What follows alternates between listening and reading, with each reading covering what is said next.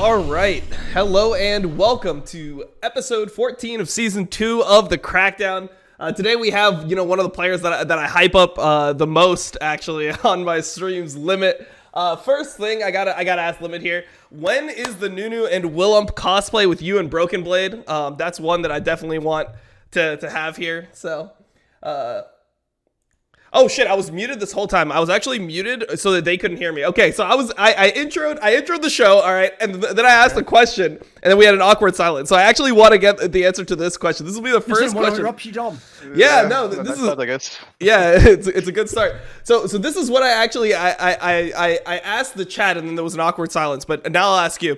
I've been hyping up for a while the Nunu and Willump cosplay of you and Broken Blade. I want Broken Blade to be Nunu, and I want you to be Willump. Is there a chance that if Schalke wins LEC, there'll be a Nunu and Willump Broken Blade and Limit cosplay? If Schalke wins LEC, we do the cosplay? Yep. Wait, Nunu is the Yeti, right? No. Willump is the Yeti. Nunu is the little guy on top. Wait a minute. So Broken Blade is the one on top? Yes. Right, okay. Yeah. I was confused, but I thought at first you meant that he was the one I'm also thinking like, back. how are we gonna do that? How are we gonna do that? Me being on top, but Okay. yeah, sure. If we win LEC, I think me and Broken Blade can make that happen. Yeah, why not? Awesome.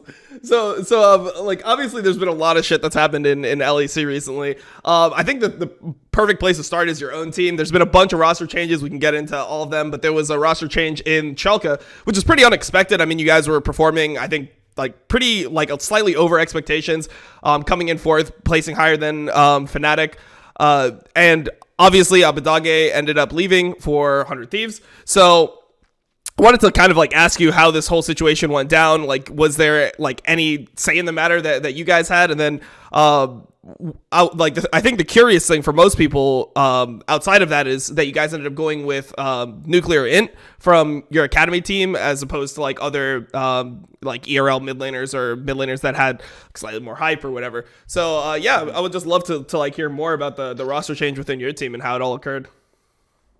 Okay, so the roster thing so Abbedagge leaving us and going to 100 Thieves, just I think it was just kind of a done deal. Obviously he did a real good thing, which like collecting all of us and coming and like telling us, I think it was 2 days ago. I mean 2 days before the official announcement. I guess he just viewed it as a good opportunity. I think 100 Thieves is like one of the best organizations you can play in probably in LCS, and I think we all completely respect his decision to do so. Obviously we're sad because he was a big part of why we made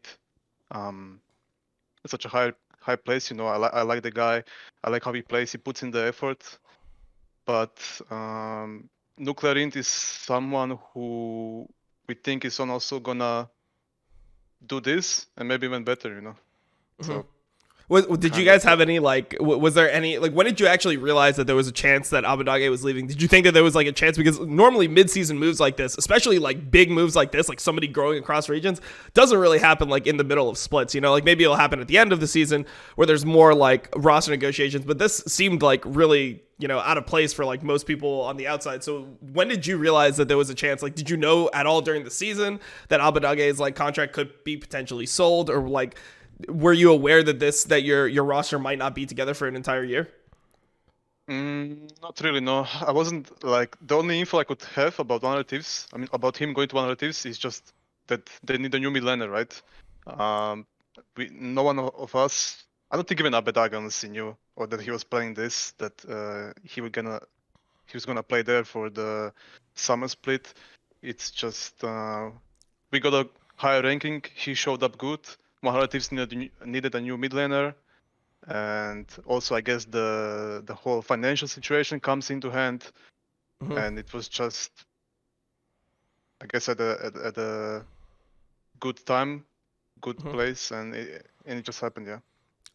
Yeah. One thing I want to say on that, by the way, because this is the part I don't think people are understanding is, right? The part that I found most interesting about the move, like I get the angle of like if you're Abbedagge, like you haven't played for big orgs, like Schalke was one of the smaller orgs in LEC when he came into the team. It wasn't like the top team at the time. In fact, even the one time they came third, like that was when basically like Upset was their best player, etc. And they don't have him anymore. Like the expectations in the past, if you go back more than 2 splits, they weren't that high for Abbedagge. So I get it, like you get all the money, maybe you think with some of those teammates, I'm going to be awesome. But the thing that I found very telling about this move is, it's one thing if you just do it in the off season after this year and you play the summer split, because to me, if I'm Abbedagge after that spring split, I would surely be thinking we might go to Worlds with this team. Like that ain't impossible. Like, we got an outside chance in it. We had some. We almost won that series against G2. Like we were in good position. So that was the part I found shocking. Is I would think you do it in the off season. You go, right, listen, I go to Worlds with this time. Maybe I'll see if I can, outside chance to win LEC. Then I do the move in the off season. So that was the shocking part to me. It's he kind of. I'm not saying he quit completely on the team, but he did in a way.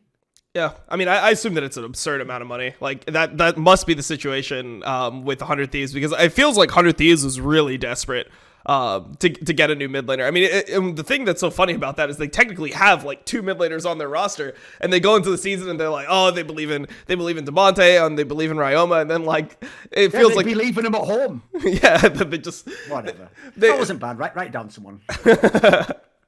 But like then they just decide to go for this massive move. I think the shocking thing with it, like it would be the fact that Schalke so quickly ended up like announcing Nuclearint. Like you would think that there would be like a period of time where there'd be tryouts, or there would be opportunity. There'd be time to try to like acquire one of the top ERL mid laners. I mean, obviously Nuclearint wasn't bad. I mean, he's definitely top half of his league, but he wasn't one of like the absolute highest prospects coming out of ERLs. Like obviously we have Leader that just joined Vitality. We have like Diplex, for example, who's decently hyped. There's Socket and KC Corp. Obviously buyout probably too fucking high on K Corp players. But yeah, like was it a team decision to go for Nuclearint, or were you guys just kind of like told like, hey, this is like our academy mid laner, he's gonna be moving in, like it's a done deal? So when Abbedagge officially left, like he left the Discords, whatever, when we had a group chat and stuff, I was like the one who asked, okay, what next? Like what happens? Are we gonna have tryouts? Who's gonna play? Blah blah blah, And then Team, the owner of the team, he said the plans are to bring in Nuclearint. We played, I mean, we scrimed against our academy team, and he's the best player from the academy team. I didn't like try to veto him, because what I might have said in the chat might have sounded like this, but I was just trying to. Obviously, it's summer, like it's a important season, right? It's an important part of the year. You go to Worlds and stuff. Like you wanna be prepared as like, even though the situation is shit, like I'm trying to get the most out of it, right? So are we gonna have tryouts or whatever? And then team reached out to me in private, like we discussed it, and it was just,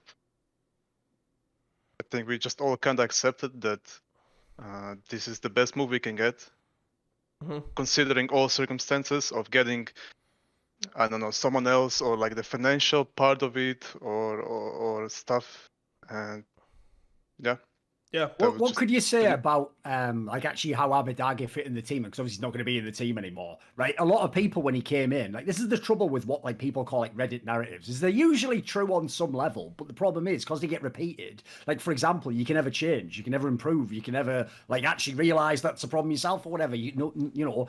So one of the things is because when he came in and he looked a little bit nervous on stage, people were like, yeah, he's nervous on stage. This is before you were there, obviously. And he's like, he's antisocial, or he gets like awkward in comms or whatever. Like, yeah, in his first split, it was when people said that. Like, I don't know if any of that's true now. So obviously the last 2 splits, especially I'd say like the playoffs of summer and mostly spring, now he's been pretty sick. So what was it like when you got there in the team? What kind of mid laner was Abbedagge? I think Abbedagge is pretty fun guy actually to be around. He has his awkward moments for sure, but these are like kind of funny moments where he just kind of awkwardly stares at you and just smiles, and then I smile back at him, It's just funny to me, But in game, it's. Jesus. You just look at him. No, you. All right. No, you give your dog a treat as well. I didn't give him a treat. Okay. Yeah, he roamed mid. There you go. And then, but I mean, compared to like in game, he was. I like how he played. You know, he had a pretty good champion pool. He wanted to play. Like he communicated a lot, which helped Gilius a lot as well, and all of us. I think he was a pretty strong voice in reviews as well. I remember like one specific moment where it was actually Gilius that went in, and then he died, and he said like it was bad for me, and then Abe is like, "Where your balls, dude? Like you can call yourself, right?" Damn. Okay. But it was.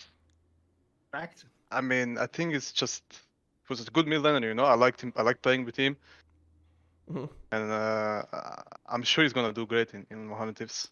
I mean, it's good to hear that, but Thorn, you got to also realize the mid laners this guy's played with in his career, man. Like he has not had a good luck with teammates, but I feel like that's actually something that might contribute to your growth. I wanted to ask you about like how it's been, because I mean you haven't actually had like a stable home for like a long period of time, right? You had 1 year in SK, you were in regional leagues before that. Do you think that playing with like so many different players like has kind of made you better? Like you kind of are able to realize more of like your own strengths and weaknesses because you're just thrown into different situations all the time? I think it definitely did improve of me trying to maybe adjust to the player, because I feel like I'm a guy that kind of gets that finds it easier to adjust to someone and make it feel comfortable for them, because as you said, like I went through a lot of mid laners, a lot of personalities, like both good and fucked up ones. Okay. So yeah, I agree that it changed and it helped me for sure. Like it was a good experience to have, even though I didn't want it. Obviously, you don't want an experience like this, but it's a building experience, right? I used it to improve myself as much as I could with it. Let me give you some food for thought. Think about this, right, as a premise. So you know how everyone who's not in Korea, you always complain, say, I can't play Korean solo queue and I can't scrim Koreans in LPL teams. Because what they're trying to imply is, because those would be the most high-level opponents and scrims, it would automatically force you to get better, right? That's what they're trying to imply. That's why people go from the boot camps to Korea and solo, right? Think about this logically. So why then would you want every teammate to be perfect from day one and never ever have to evolve or grow or learn? Like bad teammates, if you actually have the right mindset, yeah, you won't be able to attack the opponent. You can improve yourself like a motherfucker though. Like what you can do is you can figure out, look, maybe this guy can't talk, right? Okay, so do I just sit here and just get mad that he can't talk? Do I figure out how to become vocal myself? Or do I figure out with another player some protocols within the team? There's a million angles to it. Listen, eventually, everyone, like, as I'm sure he does, you want to have a really good team eventually, have a chance to win. That goes without saying. But actually, if you view it the right way, if you flip the framing, it could actually be the thing that makes you way better early in your career. Like, I've seen a lot of players, I mean, I'd even throw classics like Reckless in the mix here. They sort of, I always call them like people who are born with the silver spoon in their mouth, because they just walked into like the best teammates. And so as a result, by the way, those guys themselves didn't know. Actually, I don't know some things, or I'm a bit fucked up in how I deal with certain teammates, because they were just winning from day one. They just had like the best support, the best guy, the ultimate solo late. Like it can really level you up if you have the right approach to a bad teammate. And it gives you a delusional perception of how good you actually are. I mean, this is something like, I mean, I can say that I walked into a similar situation, right? Because the first team that I ever joined was Dignitas, and Dignitas was already like a top team in North America. Cool. So you start playing, you start like performing, and you don't like realize how many of your flaws are actually being covered up by your teammates and like the strength of your team in general. It's so much easier to like, if you're a bad support, for example, and like you have like massive like fundamental problems with like your understanding of, you know, jungle tracking and things like that, and you have an AD carry that's super good and understands when you can fight, when you don't fight, and all you have to worry about is actually like choosing your engagements and playing the fights mechanically well, you won't actually realize how bad you are at jungle tracking and like those types of things, and you'll end up having like a false impression of yourself where you think you're like much better than you actually are. So I feel like the hard road is actually so much better at improvement, and it's just about like, can you get to a level where other people notice you and you actually get one of those big opportunities next? Because that's the hard part for sure, because obviously they won't know what's going on inside the team. Yeah, Dom. Yeah, I think that's the hardest part, and then also it's like it becomes more about like networking and you know what people say about you and just the interpretation of who you are within your career. Rather than like your actual skill level. So, I mean, actually on those lines, we should ask Limit that, because I've heard, by the way, one thing I've always credited, again, just because I have like personal beef with someone doesn't mean I lie about how good they are. if you ever go back now and watch those Elitists United episodes I used to do in like season 9, like early season 10, I think it was early season 10 with Veteran before we had our dispute, right? Mate, those have aged like a motherfucker. Like the people he's talking about that are overrated, nearly all of them have like dropped off, gone from the top teams. The people he calls as like the next ones to come up, mate, nearly all of them come up. Like they're all legit. What Limit was one of the people he used to hard point out, like, should be on loads of these teams. Like, well, he would look at loads of teams that had like, you know, like just to get support that just does nothing, basically just stay. Maybe they look okay because they're on a decent team. He'd be like, Limit would be way better than this guy. So I actually wonder myself if, does that imply that, like, do you think there's some like networking angles, like people not liking you, not knowing how good you are? Did something hold you back from getting an LEC? It feels like you could have been in a lot earlier. I don't think I don't think there's people that like dislike me or anything that didn't let me go to LEC earlier. I think it was honestly just on me, because I think I just did a pretty bad job of networking, like putting my name out there, I guess, because I had a really bad habit of like changing my solo queue names or not be acting on I don't know, social media or whatever, or Twitter, because it's like there's a lot of players, right, in solo queue. Like everyone wants to go. I mean, most of them want to go LEC, right? And you just need to be active with yourself. And I tried to do it in a way where I was like high on solo queue. You let your skill speak for itself. Yeah, I tried to let the skill speak for myself, because I didn't want to get into on a how do I say, like on a word or whatever, you know, on like a recommendation. Yeah, you want to get it on the merits of your skill rather than like people that's thinking like, that you're good or whatever. Of course. I mean, or at least try. You know, if I fail, I mean, I fail, right? But I think in this industry, maybe even compared to other like sport industries, but it's sometimes just not good enough to be, unless you're super skilled, where it just buys you a ticket, right? You need a combination of factors like skill plus not being like a total dipshit or whatever, you know, like good networking, stuff like this. And it kind of needs to come as a whole package that will enable you, or maybe it will give you a ticket to pay for LEC. You know, it doesn't guarantee anything, right? Yeah. Actually, I've got an angle I want to ask Dom about. Do you ever nowadays watch, like, I mean, obviously I know people watch the fans, but do you ever like pay much attention to EU Masters, Dom? I pay attention to like the final rounds. I'm not super hype on EU Masters. Like I think that EU Masters eventually has become like almost overhyped in a way where like I feel like there are to get into. Yeah, go on. Yeah, I think that there are like a lot of players there's some players that are standout, but then like if for me, I mean, we can talk about the K-Core move of Adam, but I feel like a lot of these players generate ridiculous hype. Where it's like people are saying like Adam is already like going to be like a top 5 top laner in LEC before he's played like one game, where when I'm watching the games, when I watch EU Masters, I see a ton of fucking flaws in his game, right? I see a bunch of issues with him understanding how to play like on a tether with his carries, like how he team fights, champion pull issues potentially. There's a bunch of stuff that I'm considering when I watch him, and you know, suddenly players like Odo, and like you think about the quality of players that he's gonna have to play into, like there's no way that I expect Adam to be a better top laner than fucking Broken Blade in his first split. Like, I don't think that there's a chance that happens. So, I mean, I watch it, but I definitely have a lower, like, impression of the players that are super hyped than the average fan, I guess. So here's my take on it, right? Here's what's funny, right? Because when he was saying there, like nowadays, you know, obviously you have to like, it's very much about like people having the right perspective on you and knowing that you're good and having like the right image. And the whole reason you never used to need that in a ULCS was you could just win the promotion match. You could just get on a really good team, beat them, you get in, and then no one can stop you. You're in the LEC then. But now, right, because you have to be selected, I think people now are treating EU Masters like it is promotion. And that's the worst thing, because if anyone watches EU Masters, I'm talking about not just the finals.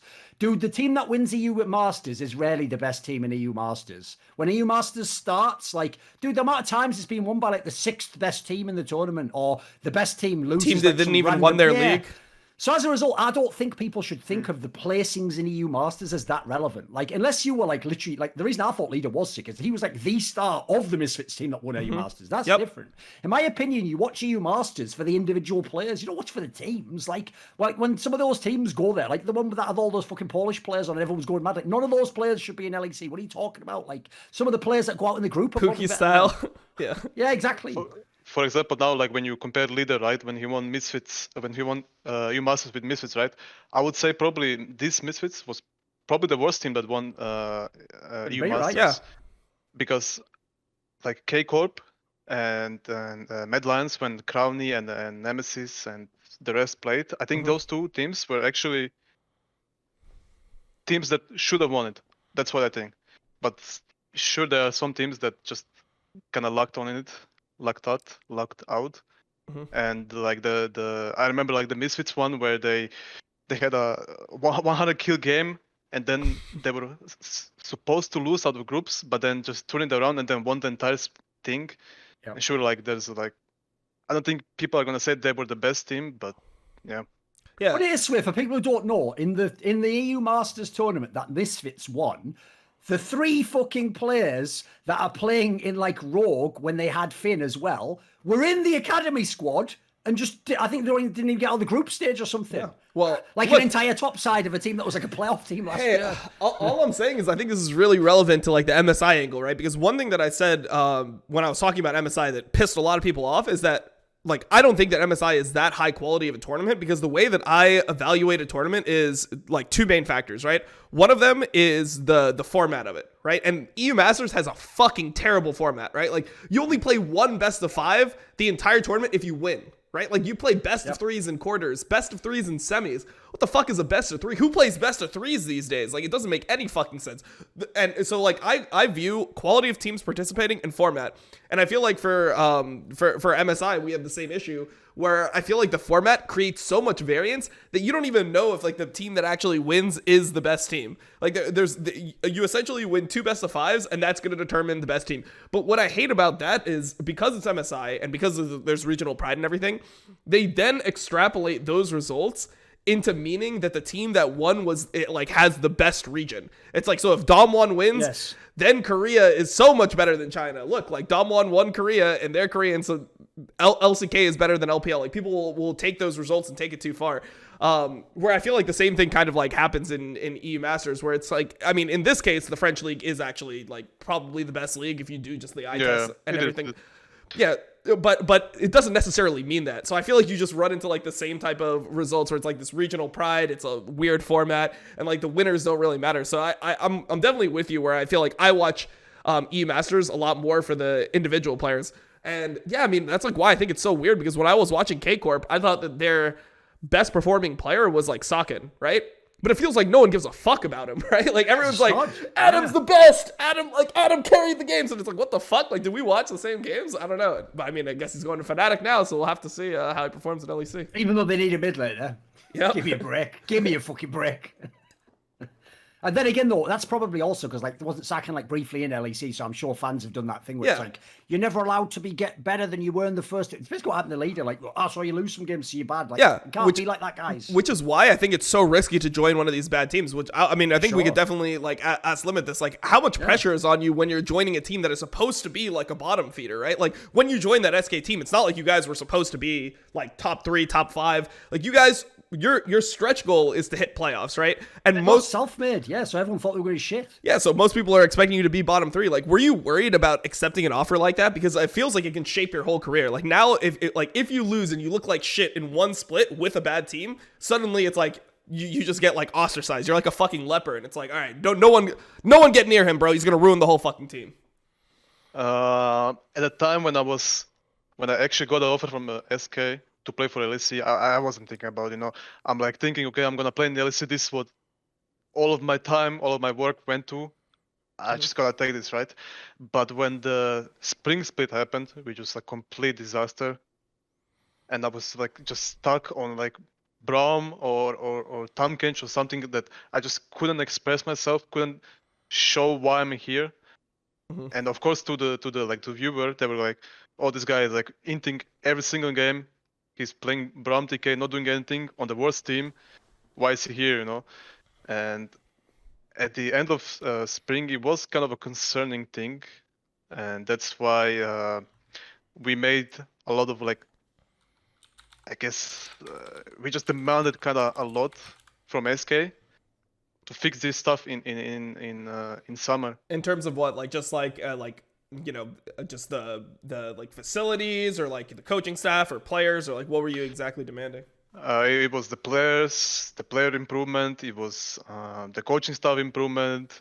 The facility was the facility in SK was fine. That wasn't the problem of it. But it was just like the stuff that I interact with, because at least if we just want to try, have like a fair shot at it. Like we understand that SK is, I mean, our goal is playoffs. Like that year was just going into playoffs, And if we reach playoffs, good, we're happy, we're satisfied. And you gotta be realistic with what you're given and stuff, because that's just how the situation is, But we want to at least show for ourselves and not just be forgotten after one like split or whatever. Were you worried about your own position within the team? Was there like tryouts? Like how exactly did that that spring split on SK last year in 2020? Like how did that how did the roster change? I mean, obviously Gen X ended up role swapping after that, and then you had like Soccer removed from the team, and Soccer was supposed to be like a hype talent the year before when he came in. So like how did this whole like change and everything go about? Like I assume that it wasn't as easy as you guys just asking for changes and everything just ended up being answered. Yeah, of course, it's never that easy, but like later on I find out that they were actually planning to maybe even replace me, because we had the December boot camp, which was the worst boot camp I've ever taken part of. Was it in Europe or was it in Korea? It was in Europe. It was in Europe. It was in SK Cologne facilities. Cologne. And I think we went 2 wins and maybe 30 losses or something. It was complete. Holy shit. Okay. It was complete disaster, Like were you guys only scrimming against like LEC teams, or were you guys scrimming against like regional league teams too? Because I guess like your competition matters to contextualize the record. I mean, it was LEC teams, but sure it doesn't. For me, it doesn't reduce the like you're still the supposed damage. to win some of those, of course. Yeah, for sure. And then I remember one NA team was also here. I think it was 100 Thieves actually, that they were screaming from the Netherlands. Okay. I'm pretty sure it was 100 Thieves. Yeah, I remember this. And they smashed. I think it was Meteos jungle. So and they smashed us. They just completely smashed us. And this is why Ryoma started getting so much hype going into the season, because apparently Ryoma played really well in this boot camp, and like people in EU were like hyping him. Like yeah, I think from memory, I think he played well, but I think it was mostly their bot lane, and I think it was Someday, right? On top. Yeah, Someday was top lane. Someday was pretty dominant, but what I'm trying to say is like the period where we have the how do you call it? Like when the team is formed, and everything looks the honeymoon phase. Honeymoon phase, Yep. And then we're like, wow, do we not even have a honeymoon phase? Like, can we not even enjoy? This match is off to a bad start. Yeah, exactly. Can we not even enjoy the honeymoon phase? Like, no. We just okay, whatever. Just do this 2 weeks as fast as possible. Try to get a mental reset. Go back home. Fly back to Berlin. And like start from zero. That's kind of what we told ourselves to do. Yeah. Another angle I think that makes it also dangerous to join the bad teams, right? And this is something people won't understand, because they normally listen to talk shows, and if we bring coaches on, right, about half the time you talk to coaches, they're just complaining like, I don't have enough power, like players don't do what I say, or that wasn't me who entered that draft, you just don't know that the player could only play 2 champions and I had to bake it around him, and the comp was broken because they banned this on R2 or whatever, right? The problem with that is you don't hear the other side of that. So imagine you go to one of the bottom LEC teams, right? I'm not saying you specifically, I'm giving like a general concept here. And let's say, because oftentimes the bottom teams also don't always have the best coaches, maybe you've got a coach who not only is one of the bottom LEC coaches, maybe he's not even like LEC quality. Maybe he's just like an okay guy who just got picked up because he knew someone else, or he was the assistant coach when someone else left. And you come to this team, right? On the one hand, to be a good teammate, you've got to try and do what he wants. You've got to try and play the way he wants. And in fact, sometimes this is the nightmare scenario. You might be such a good player in your team that you're the only one who can cover all the fucking other players on your team who can't play a certain champion. So to make the comp, you have to take your 5th best champion, the one that like you wouldn't ideally pick. Meanwhile, like your 2nd best champion might be wide open, but it's not the team where you can take it. And so every fan thinks you can't play that champion. You're an idiot. The coach obviously doesn't believe in him. Like it can be completely the opposite of what it seems like in public. Of course. It's a complete nightmare scenario, like when just everything just seems, no matter what you do, it's just gonna fail, and then you don't even know what to do. Should I just try to make myself look good? Do I try to maybe get some free wins with the champion my coach wants me to pick? It's just it was just a really hard scenario. Yeah, so I mean, how did you guys end up getting through it? Because you guys did end up over exceeding expectations in summer, and like I assume that's why you ended up getting the Schalke offer, was because the best part of your team SK was considered the bot lane. It was you and Crownshot. That was the reason why your team made it to playoffs. So how did you actually like overcome all this and like start really making your impact on LEC in summer? So what I think changed the most was me and Crowny kinda, because at the start we just weren't good. Like our synergy wasn't there. I wasn't as good. I would say I wasn't up to his level. I was maybe even dragging him down, but I just improved. I played more. I watched replays. I tried to improve, and I think in summer me and Crowny were basically on par. He taught me a lot on how to play lane, which I'm like super thankful for him, right? And then we did a change, Janax going from mid to top, which I didn't really think about, but like when the idea came into talks, I was like, wow, this makes sense. Like this makes complete sense actually, because this guy was just playing top lane champions on mid, and the way he wanted to play was just kind of top lane in my eyes. So him sending him from mid to top was just a good deal for me and for all of us. And then it was the question of getting a mid laner, right? And we had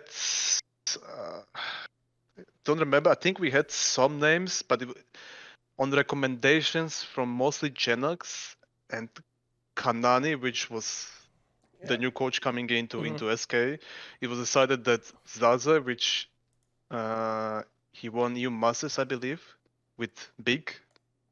Sure, he was in the German team. I know, yeah. Yeah, I think that's. I'm pretty sure that's the way it went. That he's gonna be the new mid laner, right? And then Genox told him, like when Genox was playing mid in the national leagues, that Zaza was stomping him. Like he kind of did push him a bit. But we also watched Zaza's games, and he looked pretty good. He looked pretty like probably the best contender we can get from SK. And that's how the team was formed, with Kanani and Jesus. Yeah. Jesus. Yeah. Yeah, Okay. Wasn't it? I think it was when he was in the team. Yeah, No, the funny thing is, when he says there, like, when he came to first join, obviously Crowny was like, he was experienced there, and he'd already actually been like one of the better players along with Selfmade, the team before. So when he joined, like Limit had to be the fucking Padawan, didn't he? Then in the summer, they were sort of on the even level. Then he didn't tell the rest of the story, because then in the off season, he was fucking better. It's like Star Wars. He was like, when I came to you, I was but a learner. Now I am the master.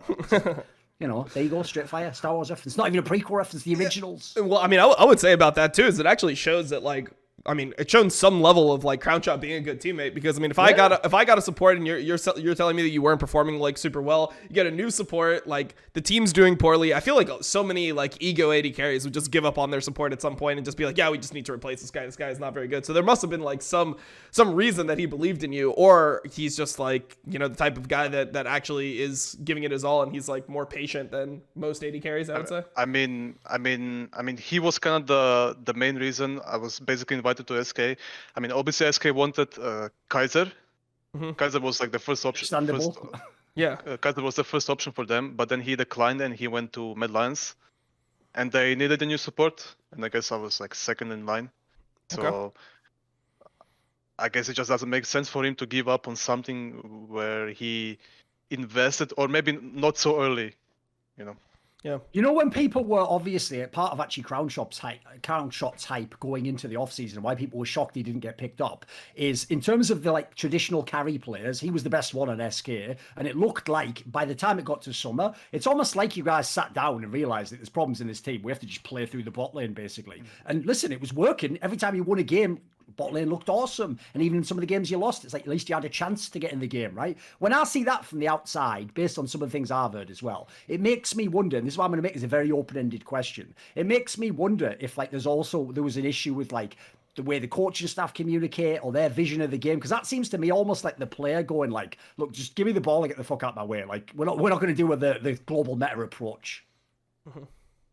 So the reason, like you're obviously right. I think everyone who is not, I don't know, blind or whatever, is gonna agree with this, that we did win games through bot, and it's not like we forced this, but this was legit the only way we're gonna win games, and we just had to do it. It's not like we didn't try. We didn't try. Like we did try in scrims. We tried playing for top, playing I don't know, mid, something else, but it just didn't work. We just didn't have muscle power to do it. Okay. We just didn't, and then we had a team talk. We decided, okay, if we're gonna win and go playoffs, we just have to do this, which was playing for bot, right? And Trick micromanaging top and mid. And also I wanna have some attention on Trick as well, because he got a lot of shit. Well, this is one thing I definitely want to set this up for you, because I feel like this is something that always occurs on any of the shows we do. Whenever we talk to Trick's former teammates, they always tell us this guy is better than you think he was, and like he gets an unfair amount of shit. But from the outside, everyone who's not played with him, by the way, in the Youngbuck in the reflections I just did, said that he actually thinks Trick did deserve those MVPs. And that wasn't no, so yeah, and yeah, Dom's, as he says, everyone thought he was terrible because they're only looking individually as a jungler. So yeah, we can't know what he does in the team, right? I think when you're a jungler and then when you're on a shit team, it's probably the worst position to be in. I mean, on like league roles, to look bad. But from like playing and like seeing what he had to do and how much he taught me, like Trick and Crowny were the ones who taught me the most. Also with the coaching stuff. I mean, they taught me more than the coaching stuff. That's what I want to say. Trick was just, honestly, I don't know how this guy did it. He was like 110% overdrive mode. He was playing his game, playing his champion. He had to think about his role first, and then he was just pioneering mid and top because they just couldn't do it themselves yet. So he was like, he's just micromanaging the top and the mid lane. He did. He just had to do it. He just had to talk for jungle and mid, and then he had to tell Jenox what to do. He had like maybe 5, maybe even more, like one-on-one reviews with Jenox. Like Trick was, he was really the hidden MVP. Is his English really good? I mean, I know he's playing a lot of teams in the West. Is his English good? No, his English pretty good. Obviously, there's like some funny jokes he says, and then we're just like laughing at him. But he's a fun guy, you know. I like playing. I really like playing with him. And then this, like everything that led up to him, and then how he was treated after by SK, kind of also was the direct result of me not wanting to stay as well in SK. Okay. Yeah, so can you tell us a little bit more about that? So like, how did the off season really go? So the season ends, you guys, get 6th, you make playoffs, lose first round. How did the off season, how did everything transpire? Like, what was the first like decision? Like, did you initially want to stay in SK and maybe like improve like your mid laner, or did you immediately want to leave because of the environment? Like, how did this change actually happen where you ended up on Schalke? At the end of the season, I was pretty determined to leave, honestly, because there's a lot of stuff that happened behind the scenes, and I'm not sure if I should say it yet. But I was warned about this with like how by like previous players, previous coaches, like how things were being dealt see if I can in help. that team. Can I ask a question, right? And then you can just answer it however you want. Here's what I'll tell you, right? So first of all, I was in SK Gaming, if we go back in time, like 9 years or something, right? And when I worked there, I worked under the guy who still owns SK Gaming, and I know a lot about his philosophy on esports. And one thing that would shock a lot of people, considering they've been in LCS and IWLCS many years, is he's someone who doesn't believe in the modern day stuff of like you're getting VC money and you pump up the salaries. He believes in like the idea, almost this is like kind of a boomer angle of like, that's an obscene amount of money. Like a boomer now would go, these NBA players and Premier League players get too much money. And it's like, well, they do, but that's relative to the market, mate. Like, if you don't pay that much money, you're just not going to get the best striker for Paris Saint-Germain. It's not going to happen, mate. Like, you have to pay 100 million. So the problem is, right, he was always of the philosophy of like, I'm not going to do that because the other teams will sort of bankrupt themselves, and I'll just always try to get one or two people I trust. So I'm guessing it's probably Jesus now, and I'll just trust that they can pick the next good player, and I'll kind of get him for cheap, and then we'll do it again. And so I've kind of heard in the off season, maybe they came back to some of the players they would want to keep. Like obvious example is the bot lane, and they were sort of like, yeah, we want to keep you, but you're not getting more money. In fact, you might even have to get less money. And you know what? In general, we don't give big money. That's something people don't know about SK. There's a reason they've had a lot of player turnover. They don't pay massive salaries. I mean, actually, it wasn't about the money at all. It was actually SK offered me more money than Schalke. Okay. But I think like I just didn't feel the vibe to do more. I feel like SK is just They're I like just felt fine the being vibe. 6th place. It's like That's the vibe I got from them. That they just after your probably most successful split, like you're actually going to playoffs. You get 3-0 by Schalke, okay, but I think this is the best timing to do changes to push even further, you know. And then they come up to me and tell me they just want rookies, or they just want me to commit blindly to something, to like Without knowing the promises. roster, right? Yeah, I think they did the same to Crowny. Yeah. They did the same to Genax. Genax, I mean, I just respect his decision. I cannot like do something, but he committed pretty early on. Maybe he has a different view than me. I guess he just maybe he likes the environment, but I just didn't feel the vibe for them to do more. SK gave me the vibe that they are just fine being here. And then as you said, like they got Inner Flame as like the new general manager. He was in SK way back. super early on. I think like 2015 or something. Yep. Maybe even earlier. Yeah. And When then- Forgiven and was then- there and stuff. Right. Yeah, and then the owner has Inner Flame and Jazzis, and they are like the two influence points, right? And then since Jazzis, I mean, he said this multiple times that he just prefers working with rookies.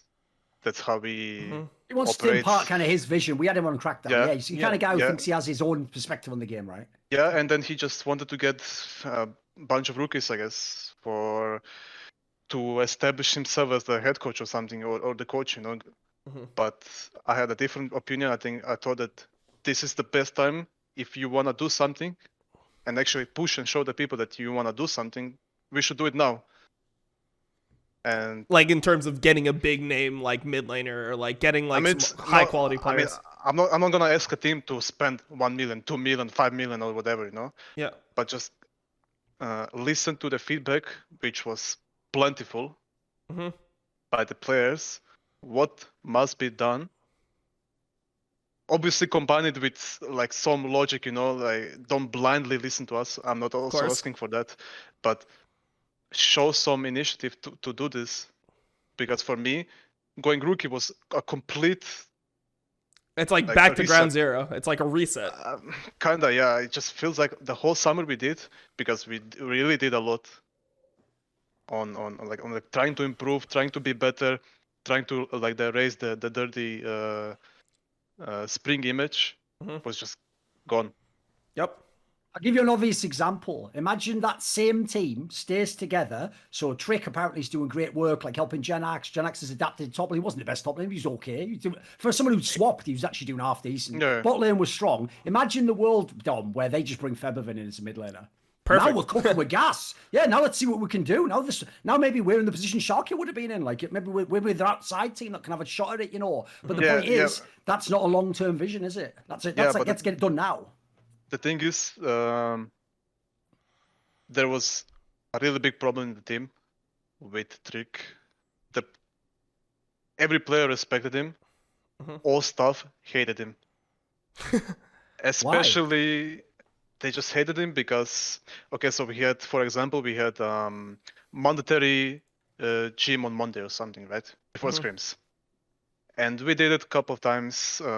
He went, and then he expressed his will to not go anymore.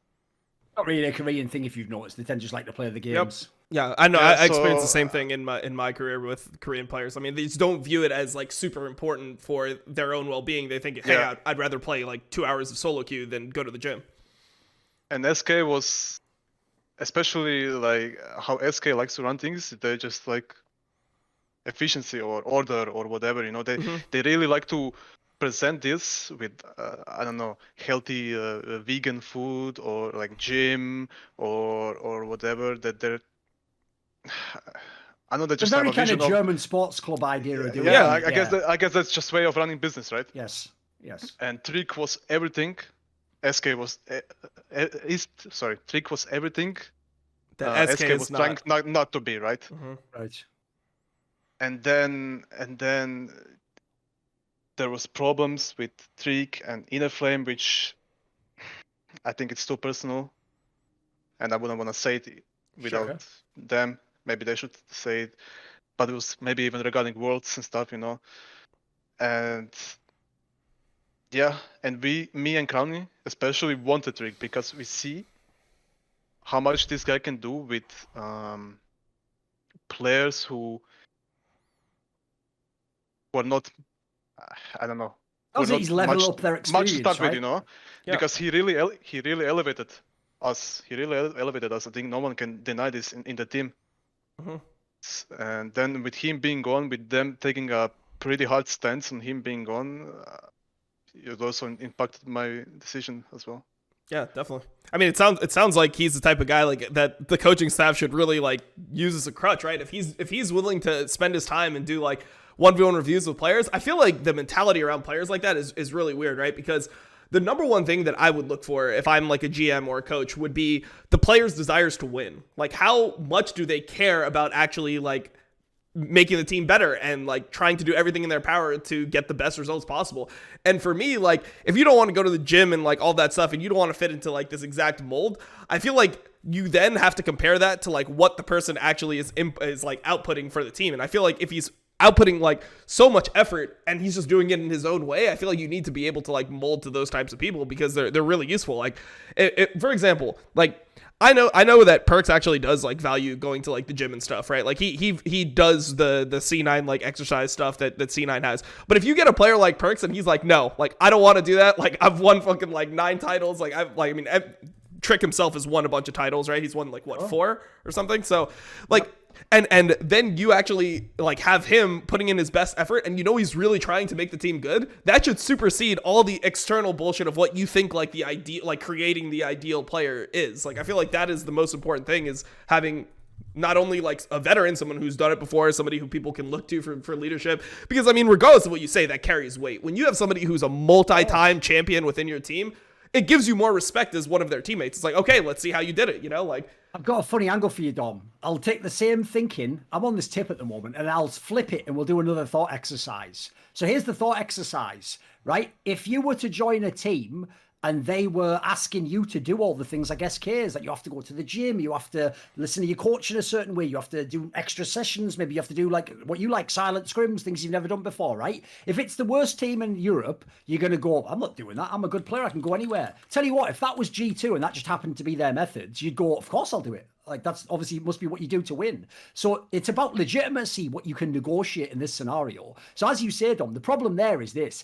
SK is trying to do these standards as though they were like the fucking dominant team in the world. And yeah, exactly. Like, what the fuck? They figured it out and you have to just do it. It's like, you haven't figured anything out. Meanwhile, the Trick guy was saying in this case, he's way overqualified for your team, it sounds like. He's got all this experience. He's done loads of stuff. So it's one of the reasons why, personally, one of the things I hate about these GMs getting all these rookies is, it's one thing when they gamble on the laners. You can sometimes get a mid laner who actually does just pop off, even if he doesn't understand team concepts, it's just his champion pool. I'll tell you the hardest thing to do is bring in rookie supports and junglers and think they're going to beat out the best in Europe. Not everyone's, it's very rare you're going to get kha'zix as your rookie. You're not going to get fucking Inspired as your, by the way, Inspired had a few issues in the first 3 splits as well. Like, these are the roles that aren't about mechanics. Stop fucking just looking at people from solo queue for those roles. Like, that's the role where, that's why I always bring up Vander. I don't care if he's like half busted up and plays with one hand. Like he plays with one hand, he's forgotten more about fucking support than half the supports in LEC have ever known.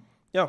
I mean, I think it's just about pairing those people with the right people, right? Like, yes, you gotta offset them. Yeah, you gotta offset them. But yeah, you absolutely can win. I mean, we saw it time and time again with Xmithy, right? You can absolutely offset the fact that like you have a player that's not super mechanical, but he's in a role that actually has a lot of direction, has a lot of influence over the map with strong mechanical talents. Like we see it all the time, and I think that's something that people have kind of like lost along the way. Is, you know, it doesn't matter how fucking clean your Nidalee is if you actually don't know like how to fucking play the game, right? Like, and I think what to do with Prio or whatever. Yeah, of course. So I mean, I think that people are going for the wrong players in the West. Obviously, I mean, if you can find these freakish like Chinese junglers that they have, where these people come out and somehow like you watch them play and they're like super fucking smart about the game. They like know everything that they can do. Their dive timings are clean.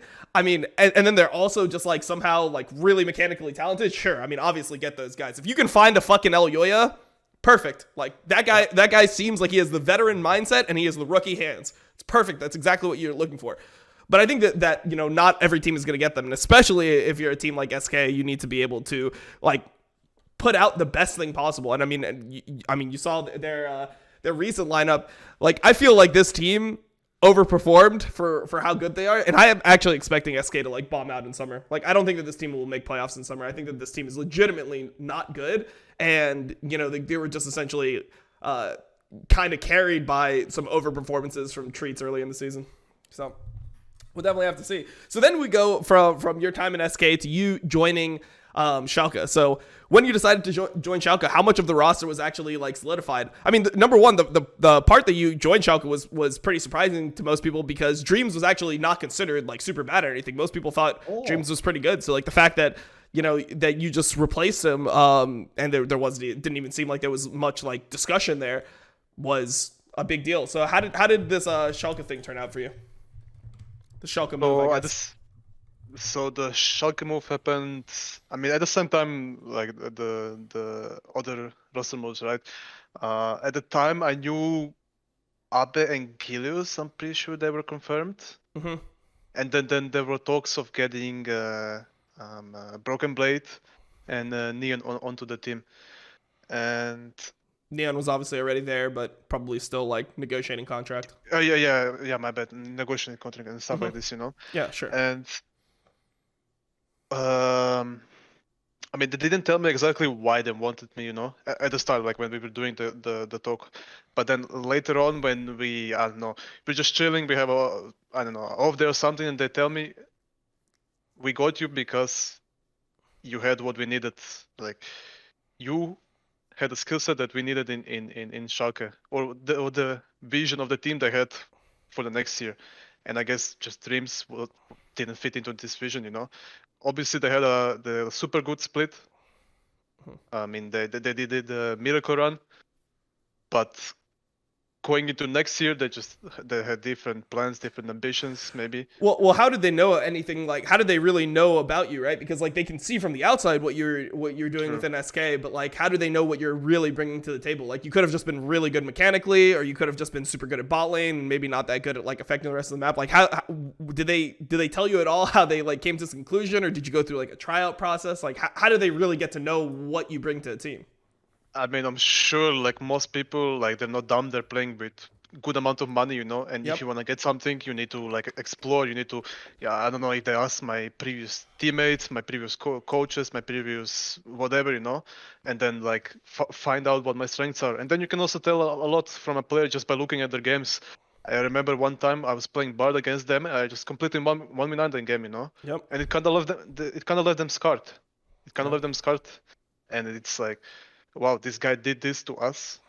He could do this with us to another team, you know? Mm-hmm.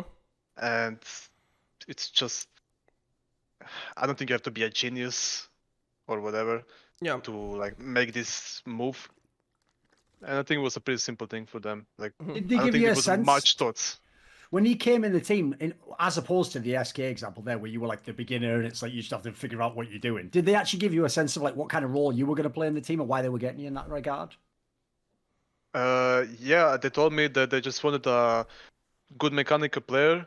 They wanted someone who has the killer instinct, someone who wants to go in, start fights. I think those are one of my engage. Yeah, sure. Engage. Like, this is what I brand myself as, I guess. Yeah, they didn't want much. like obviously you cannot expect like 10 things from a player, but the more centralized they are, the more this can be affected, the effect of this can be felt more. And I think I gave them everything they wanted. Yeah, for sure. So, I mean, one thing that I would like to talk about is a lot of like the other trade rumors within LEC, because it's pretty like known that most of these are confirmed, or at least they're just like waiting for the signature. Just a note on this, because I've found this works best, because I've been like trying to get the rhythm of like how he answers, right? Most of them set it up, but then ask him like what he thinks before we give our thoughts, because we don't want to like send the direction off too much. Because I've noticed when people like they're getting into it, like just let him do his first, and then we'll respond. Yeah, of course. So let's just set it up. For I mean, the two major teams outside of Schalke that have had roster changes are Fnatic and Vitality, right? So do you have any opinions of like how strong these teams are going to be with these new rosters? Like, do you expect Vitality to be contesting for like potentially top 3? Like, do you think that Fnatic will have a resurgence at all? Or, like, what are your initial thoughts when you heard that Adam is going to be playing top for Fnatic, Butbo going to jungle, and then like obviously Selfmade and leader to Vitality? Okay, so the Fnatic change,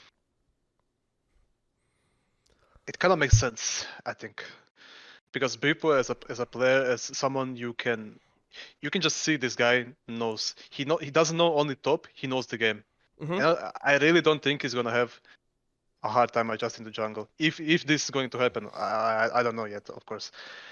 But like when you see him on the analyst desk, when you see him like talk, when you see him even when he streams, he does a really good job of explaining his thoughts, and he knows the game. He doesn't know the top lane, right?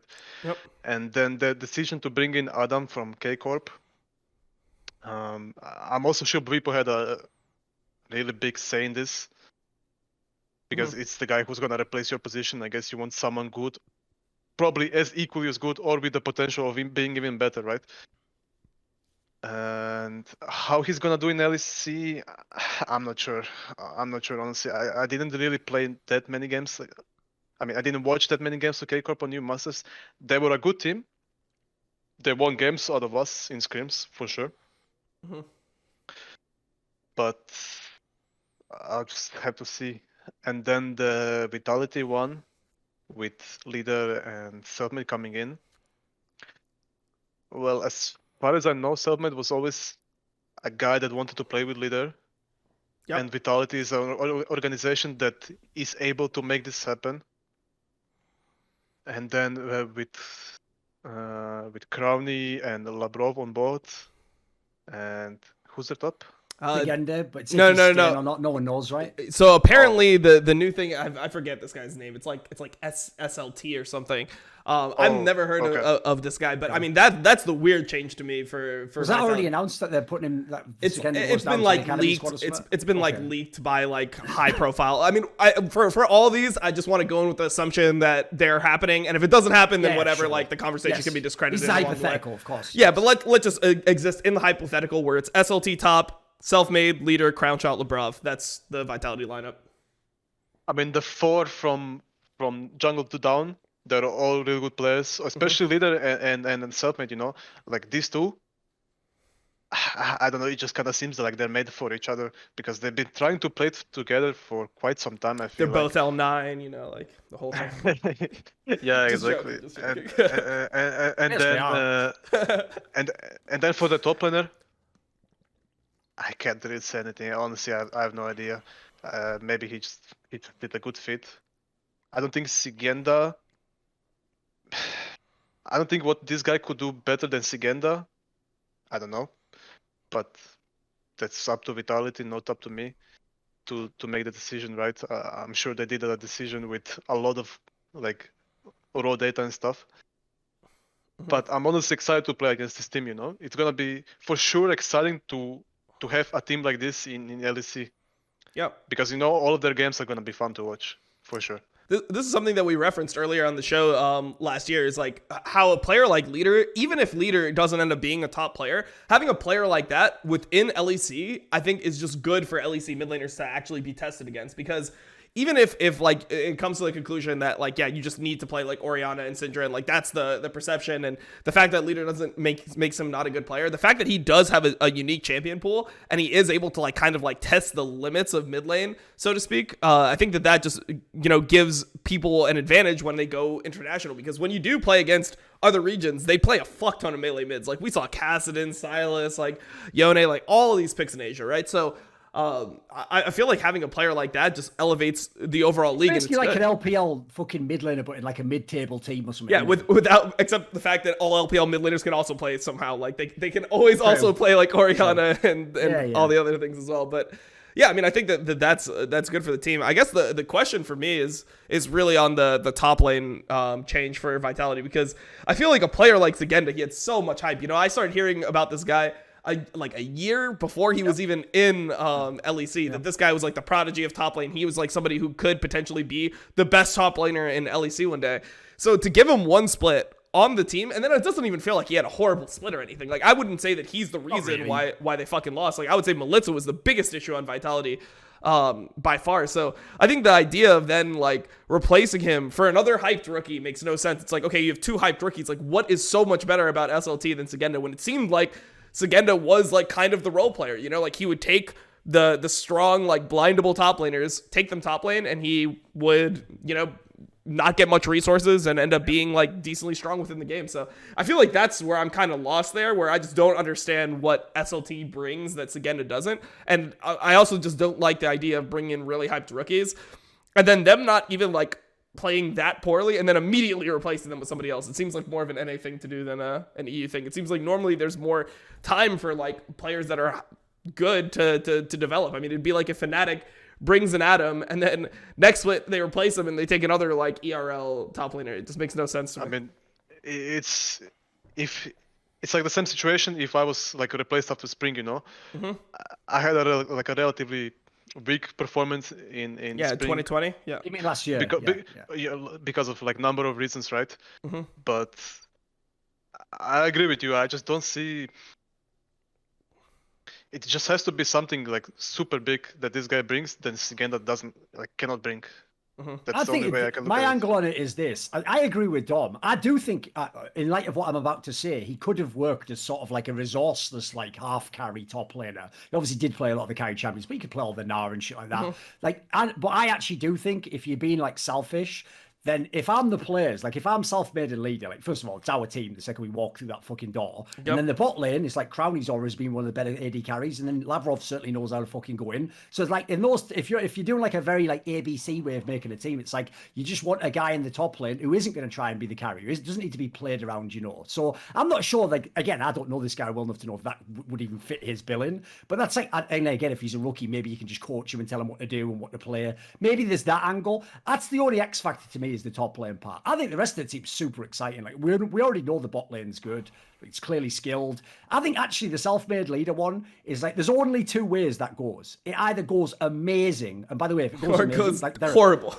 So if it goes amazing, they're a contender. I'm telling you, for LEC, like they'll be like a team that's like the third or fourth team. They're battling for like worlds, maybe win the title if they have a nice run. If it goes badly though, the entire team implodes, and that, you know, they miss playoffs by 2 games or something. Like, just mark this down now. Put it in the time capsule. There's the fucking prophecy right there. Because the problem is, I'll give you a quick example. Way back in the day, when Loco Doco used to constantly have this beef with Doublelift, I once said to him, like, but why do you have a beef with them? Like, you're actually very similar people, you know, you're like quite hard-headed, you think you know everything, like, you don't know about all. And then he just goes, well, yeah, logically, that's why we're like that. Like, if two assholes come into contact, they don't go like, oh, hey, we're both assholes, cool. They just go like, fuck you, you're an asshole. And then the other guy goes, well, fuck you, you're an asshole too. And they just walk off in a separate room. So I was like, yeah, you've got a point there. So basically, unless these guys, but this way, this is going to tie into that LS point.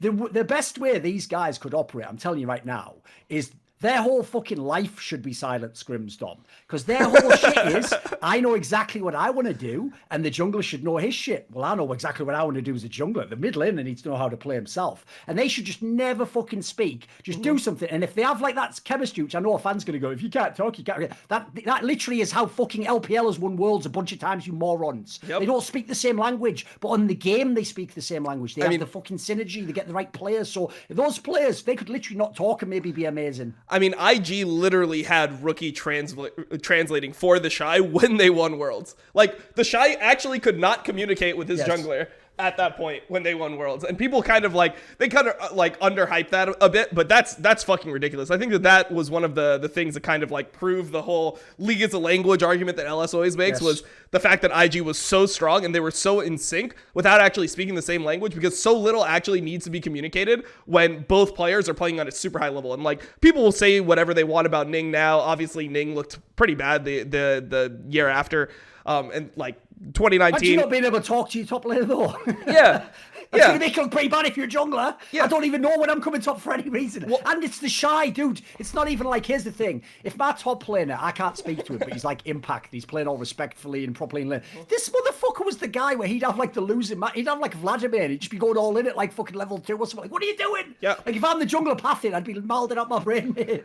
Yeah, of course. But I mean, the thing there, the thing there about the Shy is like, the communication is important when the players end up on different skill levels, which ended up happening. Ning started playing a lot worse. So when Ning starts playing a lot worse, when you have a teammate that's underperforming, then communication can normally like, you know, clear up some of the gaps. Like you can like tell your laner what they need to do if they're not able, or like your jungler what they need to do if they're not able to actually recognize it themselves from looking at the map. So I think that's something that's definitely important when it comes to like what happens if like things stop working perfectly. But I mean, when things are firing on all cylinders, like it seems fine. Like I would doubt that Nuggery has great communication with his team in FPX. I mean, it's his first split in LPL, but for some reason he's able to perform almost every fucking game. And like, I think that lends credence to the idea that that's why he's the best top, right? Yeah.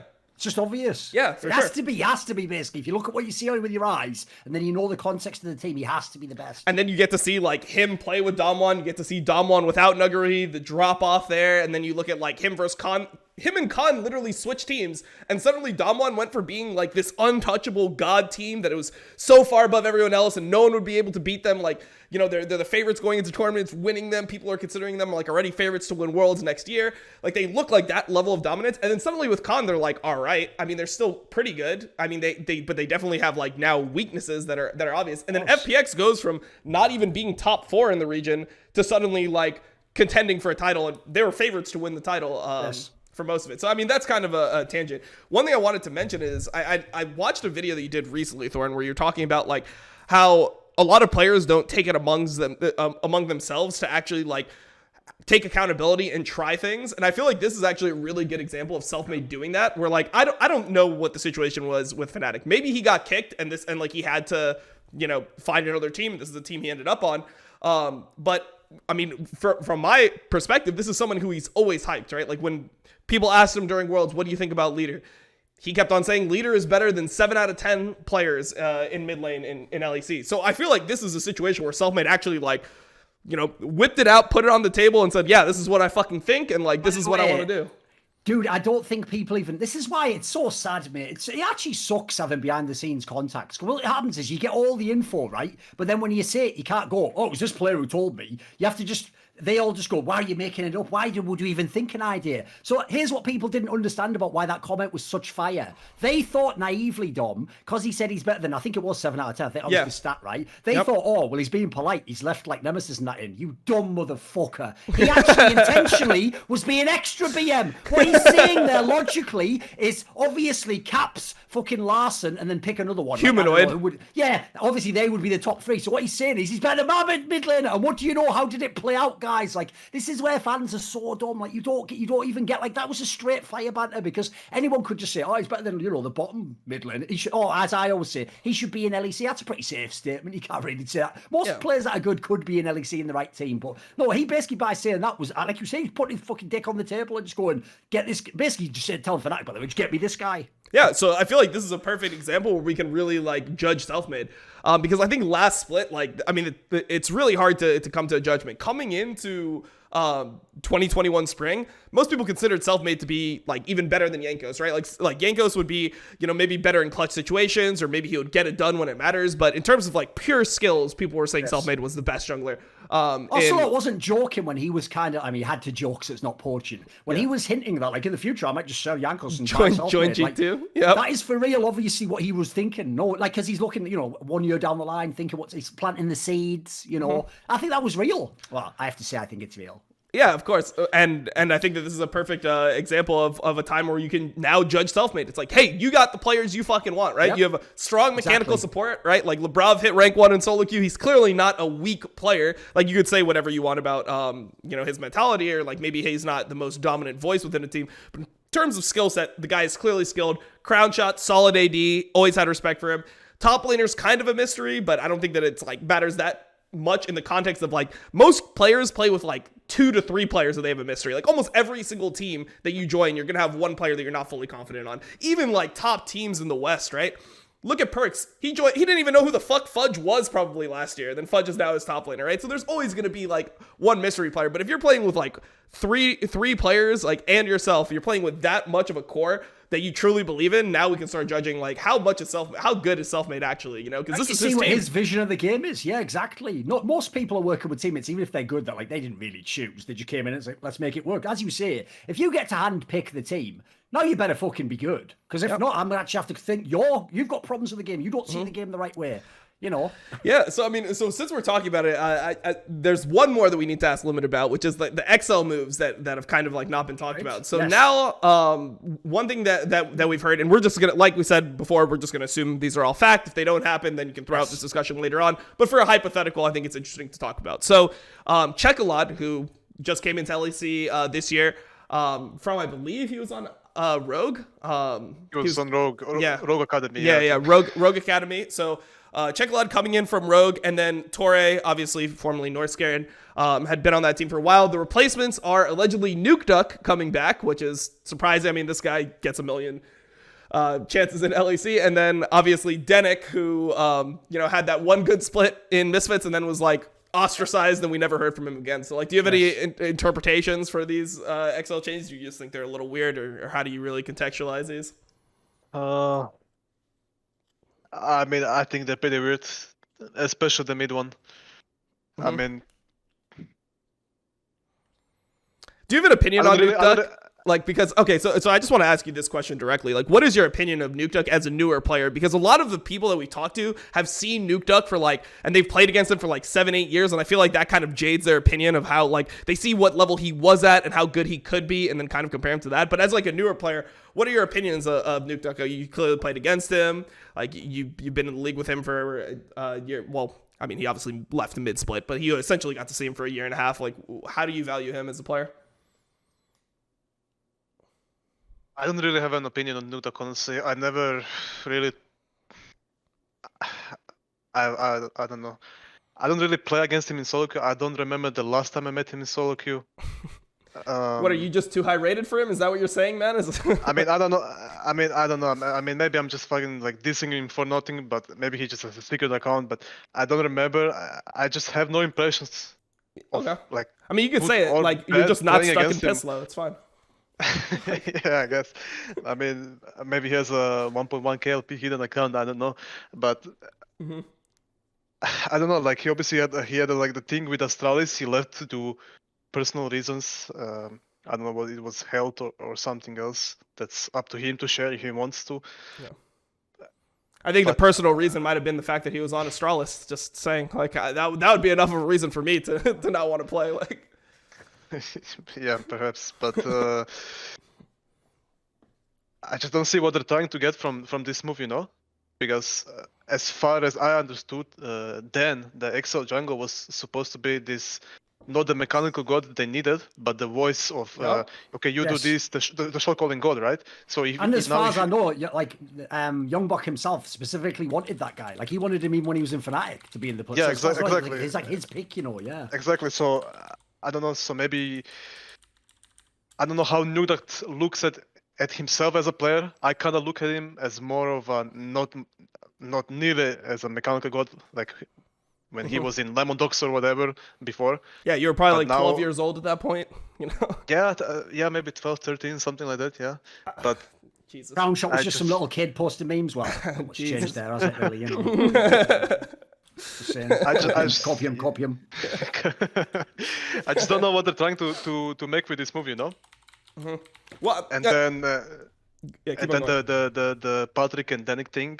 I think it's like the two Czech guys. I'm pretty sure they played before in a team as well. So maybe it was just okay. Excel came to him, Patrick, who do you want? And I'm just gonna take my friend Danik. I played with him before. We speak the same language. I guess that's how they went with it, you know. Yeah. For me, I think that it kind of reminds me of that Immortals team last year where they have a bunch of like role players, but they don't have any like star power. Like, where is the carry potential in the lineup? I feel like that's how you evaluate lineups. And it's the reason why, you know, Astralis was considered to be like so bad coming in is you don't know who's going to fucking carry these games. And I mean, XL has Patrick. He's clearly going to be the carry of the team, but I feel like they just don't have like the ability to really like match up to other lanes. Like if you have Nuke Duck, Dan, Kryze, obviously he's shown potential, but this year, like he seemed like he was just kind of on tank duty or just playing like these role playing champions. And then, yeah, I mean, Denik is on the older side too. I'm assuming that you have like a solid team, but you don't have the ability to like really outperform. Like I feel like almost every single game they're gonna play, there's gonna be someone on the enemy team that just massively outperforms their role, and there's just gonna be like somebody carrying the game against them, and they're gonna be just trying to like scale into it. So it seems really weird from the outside. It's fit for me, especially for Kryze, because this guy, before he was in LEC, he was a Camille one-trick pony. Yep. Like in solo queue, in Unicorns of Love, I think his team, he was playing Jax, Camille, like all this carry stuff. And then in Excel, he's been mostly stuck. He was on the rookie curse of being on tanks top, you know? Well, his first split, he wasn't, right? Like, the first split we saw him come in summer, he was actually just playing all the carry stuff. He never played tanks. Like, he was playing every single carry top laner. And then this split, it feels like he just reverted to being, like, all these tanks. So true, but I think that they kind of did it in a bad way, where if you want to do something like this, maybe you should start him off easily, because, I mean, tanks are easier to play. Like, there's far more space to fuck up a game or something, you know? And then when he gets more experience into LEC, because this guy, he plays a pretty fucking good Camille, you know, plays really good checks. He I watched his stream a couple of times. I think he's a pretty good player, you know. So maybe that's the direction they're going to, with Patrick probably being their main carry, which he has been for 2 years now. I think he's been Excel, maybe even more. And then Kryze as the backup plan.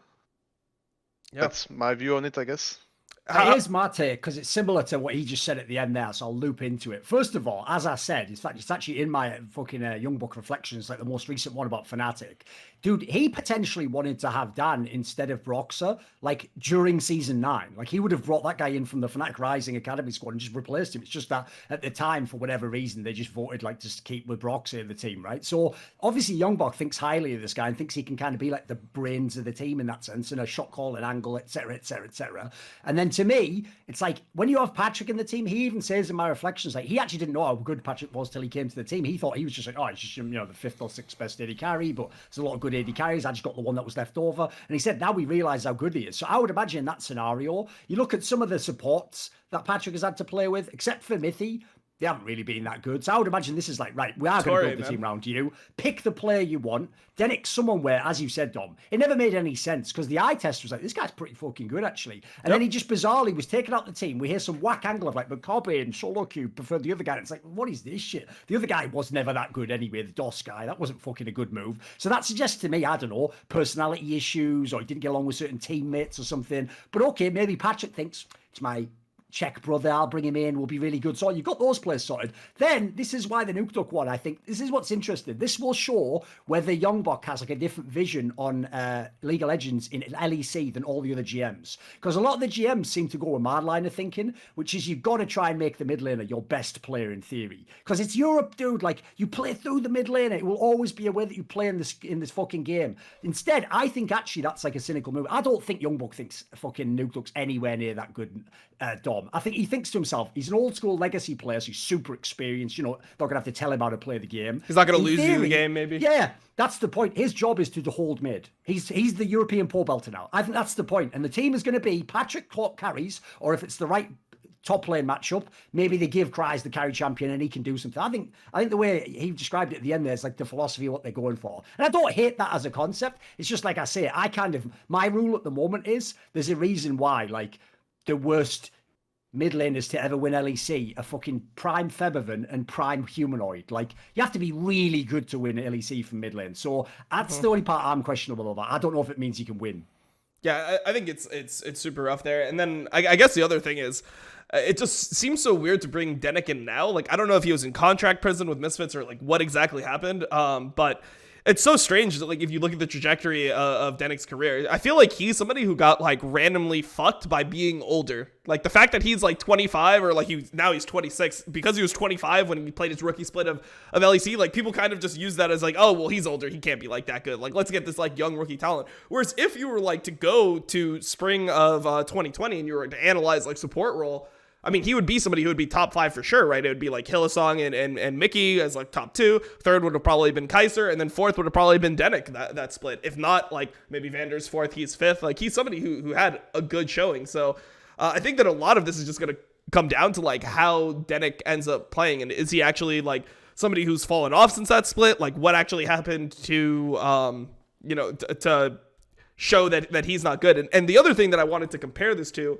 is kind of how SLT ended up getting his job. I feel like this is the same way that DOS got the job over Dennick. I feel like a lot of these GMs or the people that are making the roster decisions like overvalue the tryouts that they do in the offseason, right? Like just because if a player was good in LEC, right? And then, maybe they take a couple weeks off and then they're like, they realize, oh shit, I'm going to have to play tryouts. And then they have a tryout and they're not performing their best in tryouts. I feel like people just view it as like, oh, well, the player that's playing better in tryouts is automatically the better player. Instead of like using that and comparing it to like all the context they have of the player previously and then making their decision. Because I mean, there's no one that's going to fucking tell me that DOS played better than Dennick would have in the beginning of summer of Misfits last year. Like maybe that is the case, and I'm delusional. Obviously, I don't have all the insight into the team, but just from like the eye test, it looked like they were just different calibers of players, and I feel like the same thing is happening to Segenda. So I just feel like you have to like kind of take the whole tryout phase with a grain of salt. But I'm actually really happy to see Dennick back in LEC because I don't feel like we got to see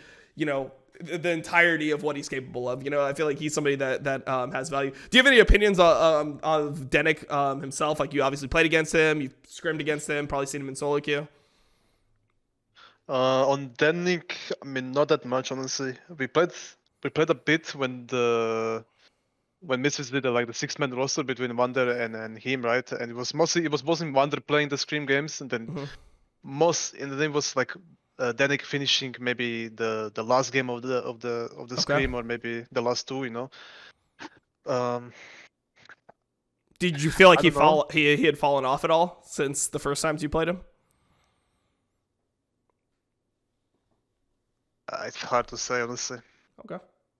It's really hard to say because I don't wanna I kind of wanna be careful, Yeah, sure. with what I say. You don't have to answer anyway. If you don't have an opinion on it, that's fine. I just don't have enough playing time against him or knowing what he is capable of to judge him reasonably well, So I'll just see in the next split, I guess. Yeah. Do you have any predictions for the next split? I feel like that's pretty fun to do now. Like now that we've heard all these changes, how good do you actually think Vitality, Fnatic are? Do you think G2 is gonna win the split again? If you were to give me a quick top 5, including your own team, where do you think that people will end up finishing? Quick top 5, at the end of the split. Yeah, end of playoffs. End of playoffs. And the playoffs. Yeah. And the playoffs, it's a completely different game actually then. Yep, exactly. That's why it's tough, because it's you got to compare it. How good do you think? You got feeling? Yeah, give us what your vibe is. I mean, I guess I need to put in G2 and Fnatic just because they're G2 and Fnatic, right?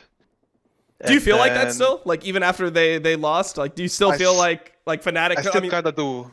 Okay. I still kind of do, honestly. I still kind of do. For G2, I still kind of do, yeah. For Fnatic, I think if they do this, like the drastic moves, which people are talking about or thinking they're gonna do, it shows that they care and they're willing to make something big to improve their position, which obviously it's a letdown for them, right? Finishing fifth, right? And then losing to Schalke, imagine. That's crazy. Yeah, 3-0 especially, Jesus. Yeah, that's rough. and then I mean, obviously there's Mad Lions. Obviously they're still the favorites. I mean, and then Rogue, and then the fifth team. I mean, I just have to put my team there. Yeah. Right. So you're more on the side that the Vitality experiment is not going to work out than it's going to be like super good. I think. Oof. It's tough, man. It's really tough. It's tough, because I'm just thinking like how many things have to go right for them to go like top 4, or how many things have to go wrong for them to go like bottom 4 or whatever, Mm-hmm. And I don't know. They should be in playoffs. Okay, so you think that they're going to be like a 6th team? 6th or better. You want I the think they should script, be. Dom? You know there was that video, and by the way, off the top of my head, I'm pretty sure it was actually fire. If anyone goes back, when I did that thing on the episode where I was like, here's how the fucking LCS is going to go. Yep. I'm pretty sure I called like fucking nearly all of it, mate. Because it was right during the time TSM was on that win streak. I said, there's no way they're going to be a 3rd or 4th team. I'd called the whole fucking thing, 100 Thieves falls off, Cloud9's the best, blah, blah, blah, blah, blah, blah, blah, blah. Right? So I'll do the same script for you. Here's the fucking reveal, right? So G2 gets their shit together and they actually realise you don't have to do any of this fancy shit. You don't even have to be draft wizard. You just draft strong champions that these players can play. You just win the lane and your team fight and they get the dragons and you win the fucking game and everyone else gets sad because they don't have as good players. So G2's the best. Rogue, basically, they're probably really strong, but they probably throw at least one fucking playoff series because they're Rogue and they're their own worst enemy. Then they're the clear top 2, by the way. 3rd place or 4th place, I don't know. So I don't know the last world spot because in my opinion, it's between Mad Lions, who I think is going to dip a little bit, but that's just because they looked insane in the playoffs. But I think that was a little bit overperformance. And Vitality, I think Vitality's team has the paces to do it. They compete for the last spot. Like, listen, he's here, but I don't give a fuck. I'm going to keep going. Then I think basically the last 2 playoff spots is Fnatic just gets it because look, they've still got Reckless, they've still got Hillesang. Like, wait, Fnatic doesn't have Reckless? Sorry, no. They're still Opposite, rather, who was still very good AD carry, by the way. Okay. They've still got enough pieces to be playoff ready. Then they're not going to be a relevant team in the playoffs, though. Here's the winner, though. The last playoff spot goes to XL because the way the league's shaked out, finally Youngbuck grabs that last playoff spot like he's always been fucking blue-balled on the last day of the season every single time. So I'm sorry he's here because he's a pretty good player. But listen, mate, you haven't got a fucking mid laner yet. So Schalke is probably at that point the 7th team. Maybe you will lose by 1 game, 2 games. Then we've got Misfits just because like they're okay. They're not terrible, they're just okay. SK Gaming, like you said, Dom, they fall off again. Like a lot of that was gimmicky. Last place is Astralis, as it always should be. There you go. There's the LEC. There's your Worlds teams. Damn. Get them locked in now, boys. All I'm saying. Yeah, I mean, I would go.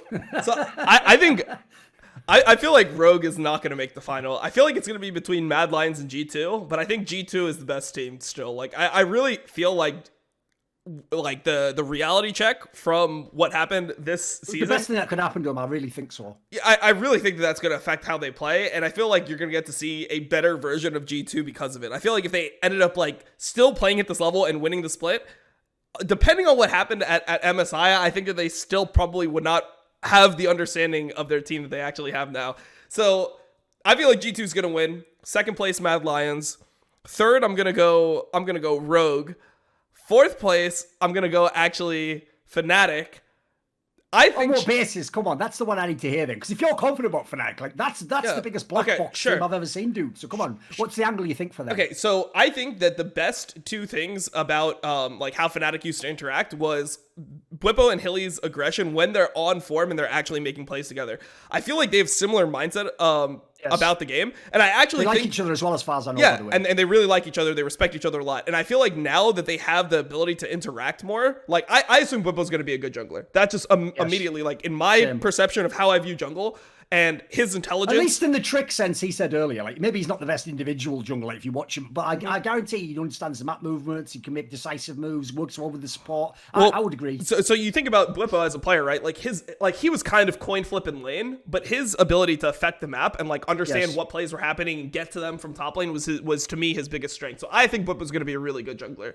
So I think the fact that Bwipo can interact with Hillesang more will be good for Fnatic. Also, if I'm thinking about like what mid laner would you want if you were a starting jungler, if you came into LEC, I would fucking love to have Niski as my mid laner if I'm joining LEC, because he's somebody who's way more compromising and he's going to like let you grow, and he's also somebody who's looking to help you, right? Like you have mid laners that are very focus on themselves, right? Focus on their own lane and what's good for them, and will almost never sacrifice. Like, for example, I feel like if you're somebody like Humanoid, I don't think that Humanoid's going to go out of his way to like potentially hurt his own lane and his lane state to help his jungler, where I think, you know, somebody like Niski will be able to like try to learn with Whippo. If Whippo wants to go for something, even if it seems bad to Niski, I think Niski will commit to it. Like, play might not work out, but we'll learn, but we'll improve. So, yeah, I think that Fnatic will actually like end up placing fourth. I don't think that they'll be as good as Rogue or as good as Mad Lions,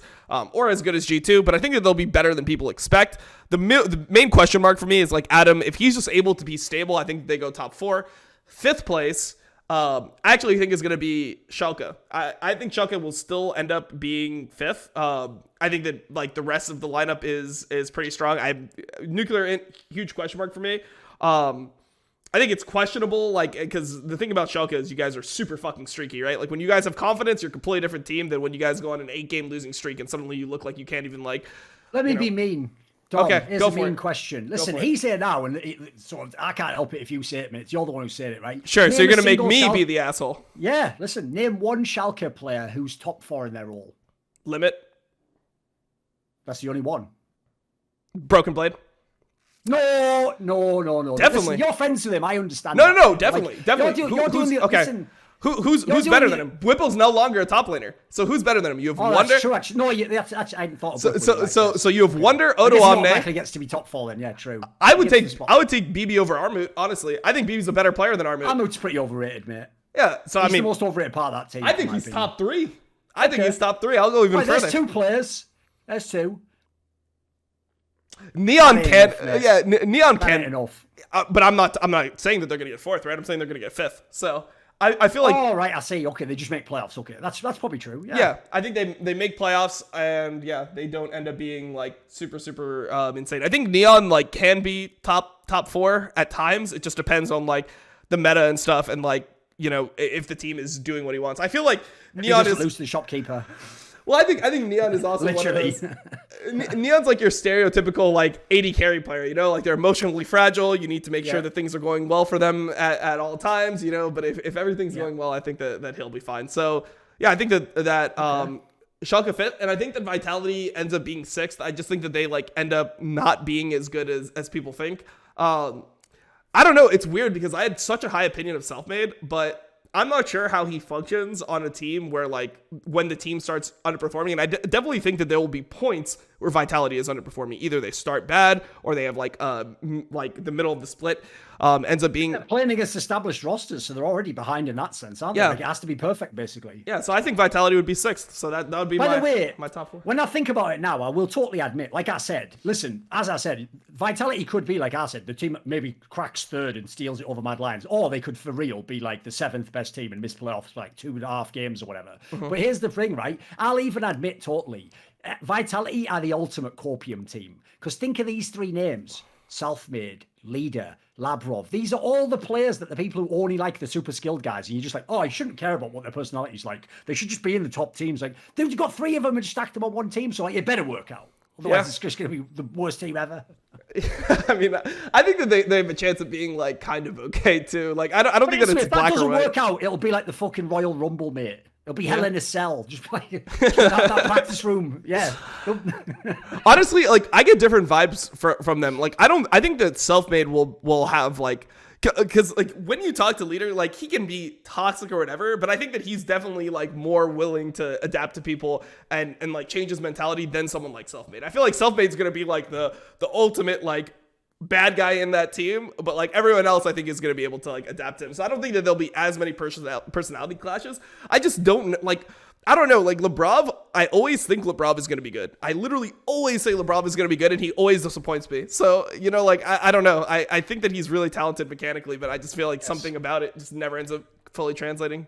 This team is the razor cake, if you know that analogy from Monty. Yeah, like, it's the one that looks delicious, but if you eat it, it might have raisins in it. It might wreck you. I mean, saw Limit 1.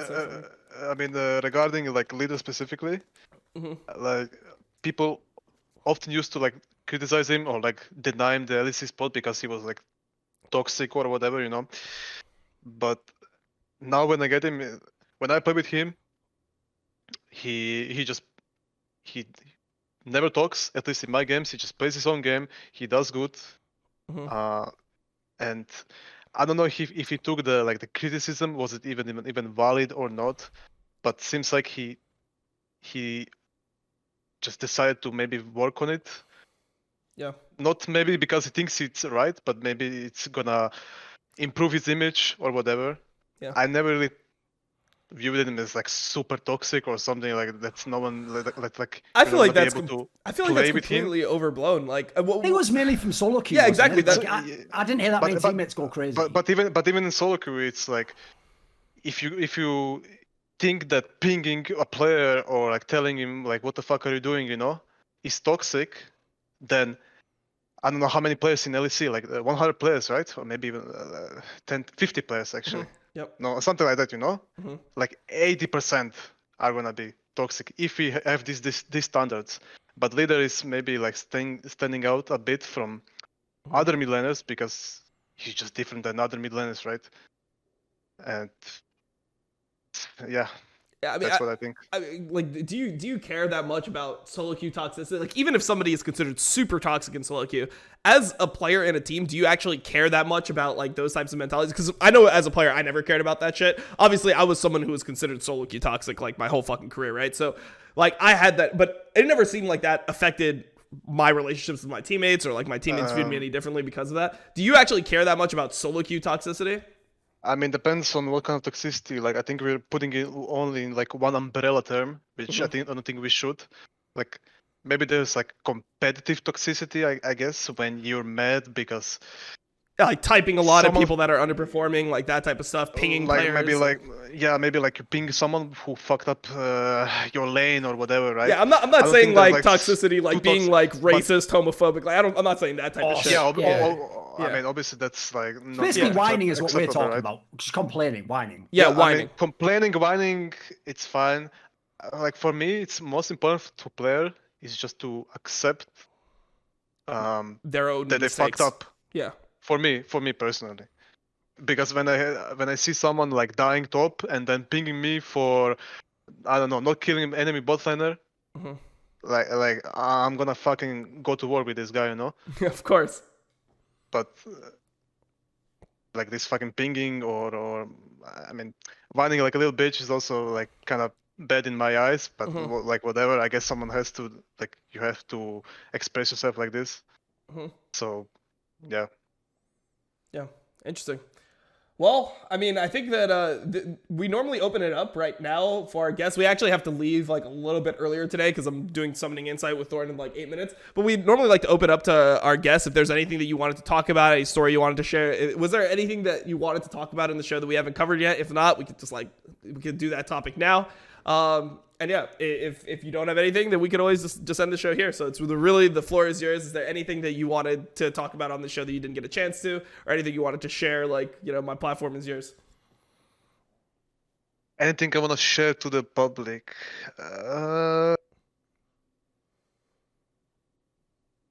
No, I think we covered pretty much everything, honestly. Awesome. Like everything that's like worthy talking about, I guess. I've got a quick question. Go for it. At the end of the summer split, is Limit an LEC All Pro? Well, were you not All Pro this split? No, I wasn't. Really? Because I thought most the main perception was that you were the second best. I guess that was after playoffs. Most people consider you the second best support after second best. Yeah, I mean, Mickey did not look good, and Hillsong looked awful, right? So like, I mean, when you take those two down, you're fighting legacies, honestly. Like, yeah. It's really, I think if I have to be, if people want to view me better than Mickey or Hillsong, I have to do